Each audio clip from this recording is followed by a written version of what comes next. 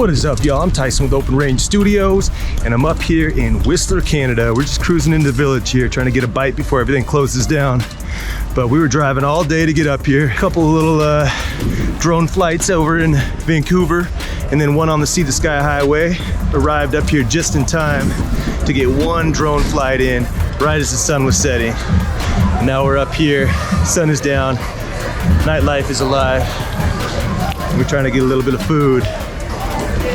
So enough of me talking, let's cut to that footy.